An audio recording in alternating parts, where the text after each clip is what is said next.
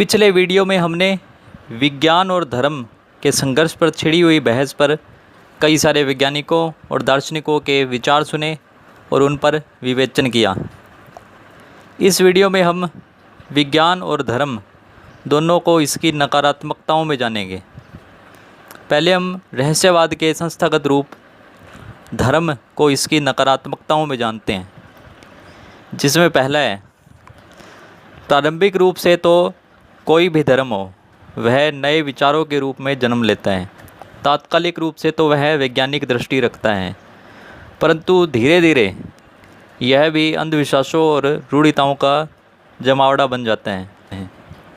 बहुत से उदाहरण इसमें दिए जा सकते हैं, जैसे उपनिषदों का दर्शन समकालिक रूप से तो वैज्ञानिक था। उपनिषद का एक वाक्य सुनिए।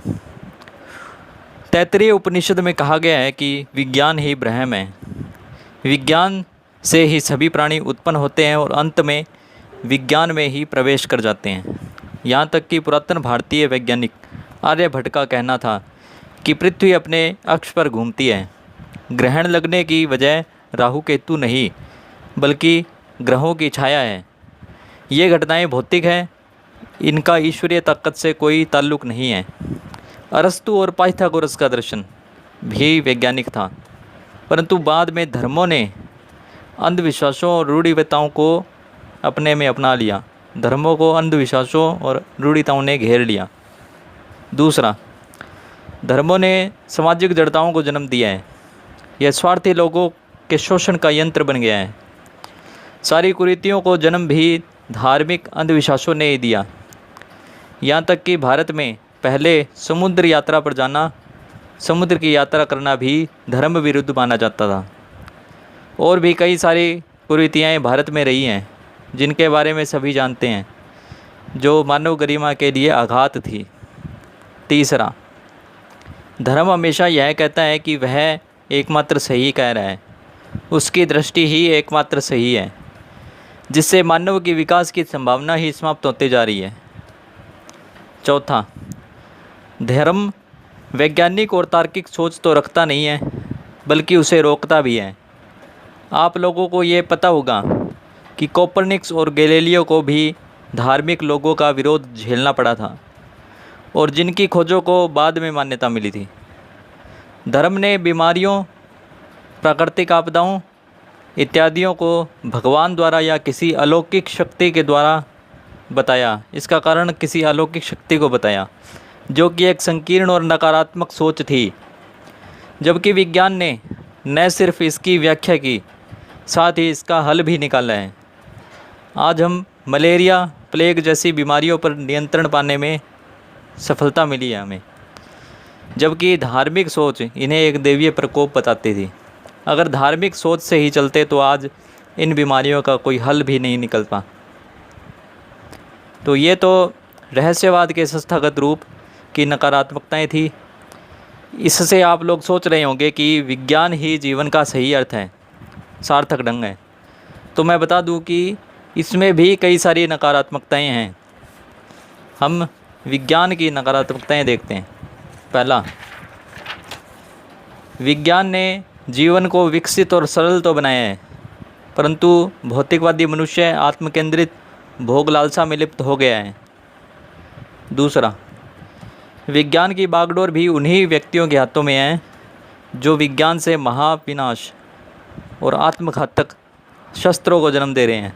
जिस प्रकार धर्म को कुछ लोगों ने शोषण का हथियार बना लिया था, उसी प्रकार से विज्ञान को भी कई लोगों ने, समूहों ने अपनी संकीर्णता के लिए उपयोग किया है, जिससे वैज्ञानिक प्रगति घातक सिद्ध हो रही है। इसका वर्तमान उदाहरण हम कोरोना संकट को भी देख सकते हैं, और कई सारे परमाणु युद्ध कार्यक्रम चल रहे हैं, और कई सारे युद्ध जो हैं और युद्ध की प्रवृत्ति वर्तमान में चल रही हैं। ये सारे के सारे विज्ञान के नकारात्मक अर्थ को बताते हैं। तीसरा, विज्ञान ने बाहरी क्रांति तो की है, परंतु यह मनुष्य की आंतरिक स्थिति को नहीं बदल पाया है, जिससे आज भी मनुष्य समस्याओं, चिंताओं, कुंठाओं से घिरा रहता है और आत्मघातक भी बन रहा है। चौथा, बंदर बंदर ही था और बंदर ही रहेगा। मनुष्य विवेकशील नहीं हो पाया है। उसने वैज्ञानिक प्रगति की है, विकास तो किया है, खोजें की है, लेकिन सारी अपनी सुविधाओं के लिए। उसने जितना हो सके अपनी सुविधा के लिए प्रकृति का भोग किया है, और ये भोग इतना अधिक हो चुका है कि ये अपनी सीमाएं लांघ चुका है। अब वर्तमान में हम जो भी प्राकृतिक संकटों को देख रहे हैं वह इसी भोग के कारण है। 5वां, तकनीकी ने मनुष्य को दास बना लिया है। मनुष्य की रचनात्मकता खो गई है। तकनीक ने पूरी तरह से मनुष्य को अपना निर्भर बना लिया है। सीखने की प्रक्रिया बिल्कुल विकृत हो गई है। पहले मनुष्य गलतियां करता था और उनसे सीखता था, फिर उन गलतियों से नई नई चीज़ें उभर कर के आती थी। लेकिन अब मानव मौलिक चीज़ें करने से कतरा रहा है, वो बस मात्र कॉपी पेस्ट करने में लगा है। इसलिए मानव की मौलिकता, रचनात्मकता खोती जा रही है। तकनीकी युग में यही होता है। धर्म और विज्ञान दोनों ही जब अपने सहज मानवीय लक्ष्यों से भटक जाते हैं, तब उनकी स्थिति अंधे, और वह भी सन की पागल अंधे के समान हो जाती है। भौतिकता की अंधी दौड़ में आज मानव जिन विस्फोटक कगारों की तरफ सरपट दौड़ता जा रहा है, धर्म और विज्ञान दोनों ही वहाँ उसके लिए विनाशक ही सिद्ध होंगे, संरक्षक और प्रगतिदाता नहीं। मानव को अगर वास्तविक प्रगति करनी है तो उसे धर्म और विज्ञान दोनों में सार्थक दृष्टि लानी होगी। न धर्म अपने आप में गलत है, न विज्ञान। गलत तो उसका उपयोग और उसको दिशा देने वाला मानव ही है। धन्यवाद। इस वीडियो में इतना ही।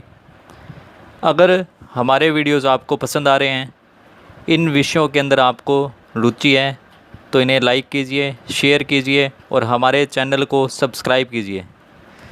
मिलेंगे अगले वीडियो में कुछ और रोचक तथ्यों के साथ। धन्यवाद।